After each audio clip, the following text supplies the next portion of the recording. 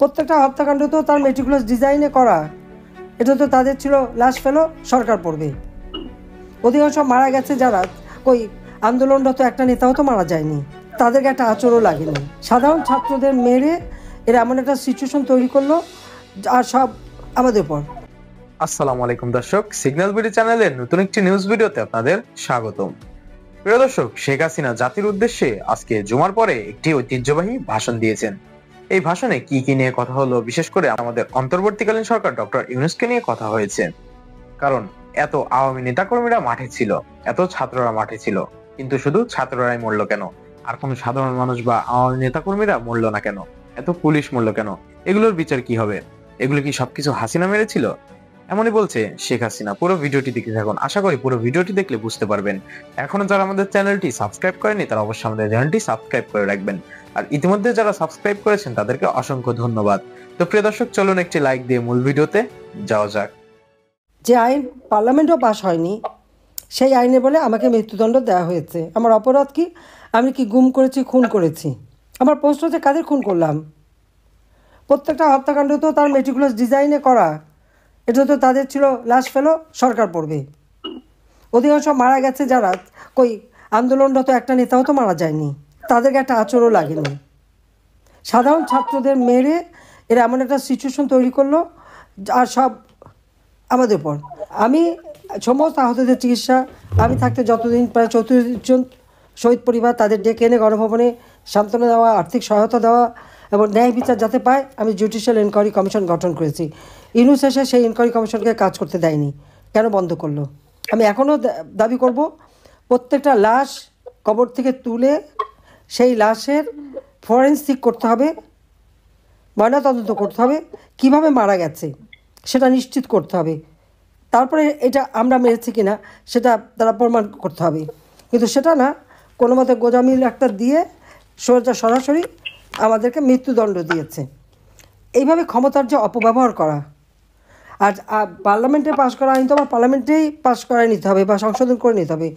ওরা তার ধার ধারে না, ওরা খালি হ্যারাস করার জন্য বা এই করার জন্য এই ধরনের দিচ্ছে যাতে ইলেকশন করতে না পারি।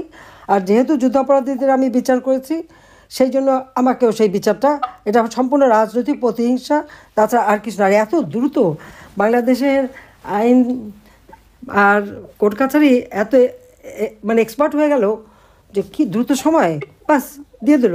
আপনারা দেখছেন চিফ প্রসিকিউটর আমার নামে যেসব অভিযোগ নিয়ে আসলো, মেট্রো রেলে আগুন, পৃথিবী ভবনে আগুন, সব নাকি আমি সন্ত্রাসী দিয়ে করিয়েছি।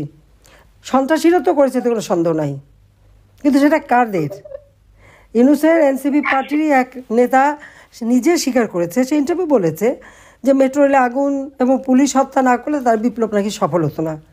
তার নিজের স্বীকার করছে তারা পুলিশ হত্যা করেছে, পুলিশ মেরে পা বেঁধে ঝুলিয়ে তাদেরকে মেরেছে। এবং মেট্রো রেলে আগুন, এক্সপ্রেসওয়েতে আগুন, বিটিভি ভবনে যে আগুন দিয়েছে সে নিজে স্বীকার করছে যে আমি আন্দোলনে ছিলাম, আমি এই করছি, সেটা সে বলছে। সে যে নিজেই যে আগুন দিয়েছে, কত নম্বর গাড়ি পুড়িয়েছে সেটাও বলেছে।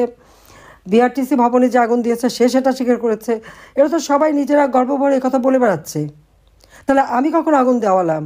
সে যে কোর্টে বসে এরকম মিথ্যা বয়ান দিল, এটাই তো সব থেকে বড় কথা, যে এরা ইচ্ছা মতো তারা এই ধরনের কথা বলে গেছে। আবার স্বরাষ্ট্র মন্ত্রণালয়কে যখন অনেকে জিজ্ঞেস করেছে যে পুলিশের আইনেই তো আছে যে পুলিশ, মানুষ, যানবাহন, এখানে যদি কেউ হামলা করে বা অগ্নিসংযোগ করে বা ককটেল মারে, তাহলে তাদের লক্ষ্য করে গুলি করার নির্দেশ, এটা আইনে আছে। তাহলে কেন মানে আমার উপর? তখন তাদের বক্তব্য হলো জুলাইয়ের পরিস্থিতি ভিন্ন, তার মানে জুলাইতে এই ধরনের ঘটনা ঘটানো যাবে, এই ধ্বংসাত্মক কাজ করা যাবে, এটাই তারা বলতে চাচ্ছে। তো তারা কিন্তু পরোক্ষভাবে স্বীকার করে নিল এই হত্যাকাণ্ডগুলি তারাই ঘটিয়েছে, কারণ এটা জুলাইতে করা হয়েছে। কাজী জুলাইতে যারা হত্যা করেছে, অগ্নিসংযোগ, পোড়াও জ্বালাও, মানুষ হত্যা, একের পর রেপ, নির্যাতন সব চলছে, এগুলি সবই জায়েজ। কেন? তাদেরকে ইনডেমনিটি দেওয়া হয়েছে, দায় মুক্তি দেওয়া হয়েছে। আর সব মামলাগুলি আওয়ামী লীগের নেতাদের বিরুদ্ধে। আপনারা বলেন এটা কী করে হয়? ইউনূস যেখানে সরাসরি গুলি করা দিল, আর তারপরে আপনি দেখেন এদের নির্যাতনের হাত থেকে শিশুদের উপর চরমভাবে নির্যাতন চালাচ্ছে। আপনি দেখেন নুরুল মজিদ হুমায়ুন, সে অসুস্থ, হ্যান্ডকাপ পরা অবস্থায় মুমূর্ষু অবস্থা নিয়ে আসছে, আপনারা জানেন? মৃত্যুর পরে 2 ঘন্টা পরে তার হাত থেকে হ্যান্ডকাপ খোলা হয়েছে। সে একজন মন্ত্রী, সে একজন মুক্তিযোদ্ধা, এবং এইভাবে আওয়ামী লীগের বহু নেতাকর্মীকে কারাগারে নির্যাতন করে একের পর এক হত্যা করছে। যে মুরাদ আমাদের কাউন্সিলর ছিল, তাকে হত্যা করেছে। রিফাত আর একটা ছেলে, তাকে হত্যা করেছে। এটা হচ্ছে গাইবান্ধা জেলখানায়। সারা বাংলাদেশের বিভিন্ন জেলে এরা একের পর এক আমাদের আওয়ামী লীগ নেতাদের উপরে নির্যাতন করে করে তারা এই হত্যাকাণ্ড করে যাচ্ছে। একটা ক্লাস 8-এর ছেলে, সে পরীক্ষা দিতে যাবে, পরের দিন পরীক্ষা, বাপ মার সাথে ঘুমাচ্ছে। এই কুমিল্লার ঘটনা আপনারা জানেন। বাড়িতে যে সেই ছেলেটাকে অ্যারেস্ট করে নিয়ে আসলো। অপরাধ কি? সে তারা ছাত্রলীগের সঙ্গে যুক্ত, সেই জন্য। 8ম শ্রেণীর ছেলে, সে তো তখনও ওইভাবে রাজনীতি শুরু করেনি, কিন্তু তাকে সেখানে নিয়ে এসে তার উপর নির্যাতন, এবং তাকে জামিন দেওয়ার জন্য যখন কোর্টে তোলা হলো, যখন এসবির 3 জন অফিসার তারা কোর্টে দাঁড়িয়ে জজ সাহেবকে বলে উপরের চাপ আছে, জামিন দেওয়া যাবে না। কোর্টে এসবি যে এভাবে জজ সাহেবদের বলতে পারে বলেন? কারণ তার পক্ষে তো উকিলও আছে, আর ওদের পক্ষে উকিল আছে, তার এরা ওকালতিও করবে। তো বাংলাদেশে বিচার বিভাগ আইনসভা নিয়ে কীরকম খেলা নিউজ খেলতেছে আপনারা দেখেন।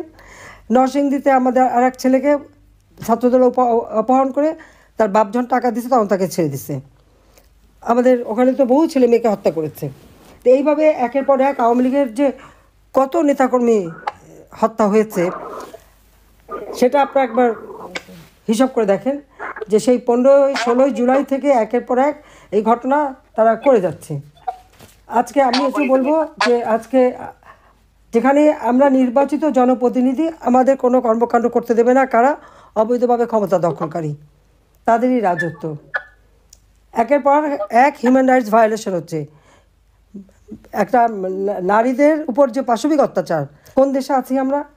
আর যে সমস্ত বাজে কথা, স্ল্যাং ওয়ার্ড ইউজ করে আজকাল ছেলে মেয়েদেরকে এমন বেয়াদব বানাচ্ছে যে তারা এই সমস্ত নোংরা কথা শব্দ উচ্চারণ করে অবলীলাক্রমে একটা জেনারেশন নষ্ট করে দিচ্ছে। একটার পর একটা তারা আওয়ামী লীগের প্রতিদিন, এই গত 3-4 দিন আগেও রামপুরে আমাদের এক আওয়ামী লীগ নেতাকে হত্যা করলো যুবলীগ ছাত্রলীগ, অনবরত হত্যাকাণ্ড ঘটেই যাচ্ছে, কিন্তু এর কোনো বিচার নাই, আর এর কোনো নালিশ নাই। যারা ভিকটিম তারা বিচার চাইতে পারে না, এই অবস্থা চলছে। অর্থনীতি ধ্বংস, সামাজিক নিরাপত্তা নাই, ঘরে নিরাপত্তা না, বাইরে নিরাপত্তা নেই, লাশ নদীতে ভেসে যাচ্ছে, কত যে গুম করে ফেলেছে, এক্সট্রা জুডিশিয়াল কিলিং চলেই যাচ্ছে। এই 1 বছরের যে কটা এক্সট্রা জুডিশিয়াল কিলিং হচ্ছে, অথচ বলছে গুম করে নাকি ফেলা হচ্ছে। তা ইনুজ যে একের পর এক এক্সট্রা জুডিশিয়াল কিলিং করে যাচ্ছে, গুম করেছে আওয়ামী লীগের হাজার হাজার নেতাকর্মী, পুলিশকে হত্যা করেছে, গুম করেছে তাদের লাশ, আনসার হত্যা করে তাদের লাশ গুম করেছে, তার বিচারও তো হতে হবে। জনগণের ম্যান্ডেট নাই, জবাবদিহি নাই। কাজে আমি আজকে এটুকু বলবো যে আপনারা যে প্রতিবাদ করছেন, আপনাদের প্রতি আমার ধন্যবাদ সবাইকে। আর সেই সাথে সাথে বলবো যে এই অন্যায়ের হাত থেকে দেশকে রক্ষা করতে হবে। এই খুনি জঙ্গি, সমস্ত জঙ্গিদের ছেড়ে দিয়েছে, জঙ্গিদের হাত থেকে দেশকে রক্ষা করার জন্য যেভাবে আপনারা আজকে দাঁড়িয়েছেন প্রবাসীরা, কারণ আমাদের কোনো নেতাকর্মীর কোনো আর্থিক সঙ্গতি নাই, তাদের নিঃস্ব করে দিয়েছে। ঘর বাড়ি জ্বালিয়ে পুড়িয়ে ব্যবসা প্রতিষ্ঠান, মানে মাছের খামার, গরু, হাঁস মুরগি, ফলের বাগান, বাড়ি ঘর সব জ্বালিয়ে দিয়েছে। এখন ওয়ার্ড, ইউনিয়ন, উপজেলা, জেলা পর্যন্ত ঢাকা কারো কিছু নাই। অর্থনৈতিকভাবে পঙ্গু করে দেওয়া, আর মামলা, নারী শিশু কার উপরে বাদ নাই। আর এই যে শিশু নির্যাতন, এই শিশু নির্যাতনটা আরও তুলে ধরা দরকার, কারণ এরা যেভাবে মানে ছোট্ট বাচ্চা ছেলেরা তাদের উপরে নির্যাতন চালায়। কাজে এর প্রতিবাদ আমাদের করে যেতে হবে, গণতন্ত্র ফিরিয়ে আনতে হবে। আমাদের একটাই লক্ষ্য, যে গণতন্ত্রকে ফিরিয়ে আনা। যারা আমাদের বন্দী তাদের সবাইকে মুক্তি দেওয়া, বিনা বিচার সবাইকে আটক রেখেছে। আর এই যে মিথ্যা মামলা দিয়ে ফাঁসি দিয়ে আমাদের আওয়ামী লীগের নাকি আরও 5 জনকে ফাঁসি দিয়ে মারবে, এটা নাকি তাদের একটা প্ল্যান। এখানে কোনো ন্যায় বিচারের বালাই নাই। আমার বিরুদ্ধে যে মামলা, আমি তো জানি না, আমি কখনো কোনো নোটিশও পাইনি, কিছুই পাইনি, বলতেও পারবো না। এখন ধরছে আমাদের ছেলে মেয়েকে, কেন 10 কাঠা জমি কিনেছি আমরা, এক একজন বড় অপরাধ করে ফেলেছি পূর্বাচলে, কারণ আমরা 10 কাঠা করে কিনেছি। ইনুসের আছে 4080 কাঠা জমি পূর্বাচলে, রিসোর্ট করেছে। আর বঙ্গবন্ধু পরিবার, আমরা রেহানা, আমি আর আমাদের 4 ছেলে মেয়ে, 6 জন 10 কাঠা করে জমি নিয়েছি। মহা অপরাধ করে ফেলেছি আমরা। খুব বড় অপরাধ। কাজে জনগণের বিচার করবে, সেটি আমরা চাই। যে আপনাদের ধন্যবাদ জানাচ্ছি যে আজকে যে নির্যাতন এবং মিথ্যা মামলা, আমাদের বাচ্চাগুলো একটাও যেখানে চাকরি করছে সেখানে দুর্নীতি দমন কমিশন দিয়ে তাদেরকে মিথ্যা অপবাদ দিয়ে দিয়ে চিঠি পাঠিয়ে তাদেরকে হয়রানি করে ছাড়ছে। অর্থাৎ জীবন জীবিকা করেও খেতে দেবে না তারা। বাবা মা ভাইকে সব হত্যা করেছে, আমাদের 2 বোনকে হত্যা করতে পারলো না, তাই আমাদের বাচ্চাদের উপর দিয়ে প্রতিশোধ নিচ্ছে। সবাইকে ধন্যবাদ। জয় বাংলা, জয় বঙ্গবন্ধু। প্রিয় দর্শক, ইতিমধ্যে আপনারা আমাদের পুরো ভিডিওটি দেখেছেন। ভিডিওটি দেখে কি জানলেন এবং বুঝলেন? অবশ্যই আপনাদের মূল্যবান মতামতটি আমাদের কমেন্ট বক্সে জানাতে ভুলবেন না। এখনো যারা আমাদের চ্যানেলটি সাবস্ক্রাইব করেননি তারা অবশ্যই আমাদের চ্যানেলটি সাবস্ক্রাইব করে পাশে থাকা বেল আইকনটি অন করে দিবেন এরকম নিত্য নতুন প্রতিদিন গরম গরম নিউজ আপডেট পেতে। ধন্যবাদ সবাইকে।